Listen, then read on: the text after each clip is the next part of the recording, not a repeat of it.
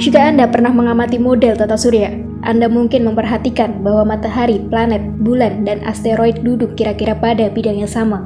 Tapi, kenapa begitu? Untuk menjawab pertanyaan ini, kita harus melakukan perjalanan ke awal pembentukan tata surya sekitar 4,5 miliar tahun yang lalu. Nether Hack-Hackpor, astronom di University of Hawaii di Mona, menjelaskan 4,5 miliar tahun lalu, tata surya hanyalah awan debu dan gas besar yang berputar. Awan besar itu berukuran 12.000 unit astronomi atau AU. 1 AU adalah jarak rata-rata antara bumi dan matahari, atau sekitar 93 juta mil, atau 150 juta kilometer. Awan itu menjadi sangat besar, sehingga meskipun hanya diisi dengan debu dan molekul gas, awan itu sendiri mulai runtuh dan menyusut di bawah masanya sendiri.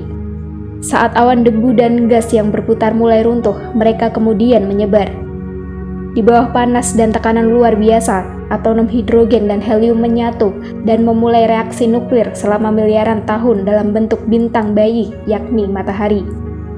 Selama 50 juta tahun berikutnya, matahari harus tumbuh mengumpulkan gas dan debu dari sekiranya dan mengeluarkan gelombang panas dan radiasi yang hebat. Perlahan, matahari yang tumbuh membersihkan ruang kosong di sekitarnya. Saat matahari tumbuh, awan terus runtuh membentuk cakram di sekitar bintang yang menjadi lebih datar dan mengembang dengan matahari di pusatnya, kata Hack-Hackpor.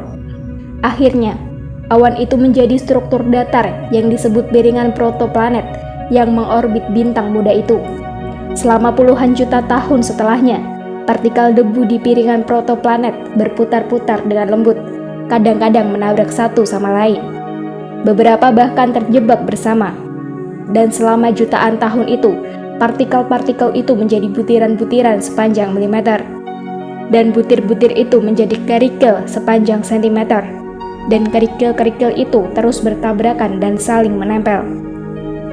Akhirnya, sebagian besar materi di piringan protoplanet saling menempel membentuk objek besar. Beberapa dari objek itu tumbuh begitu besar, sehingga gravitasi membentuknya menjadi planet bulat, planet kerdil, dan bulan.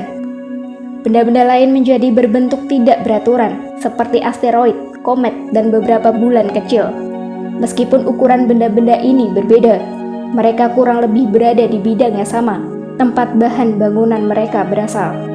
Itu sebabnya, hingga hari ini, 8 planet dan benda langit lainnya di tata surya mengorbit pada tingkat yang kurang lebih sama.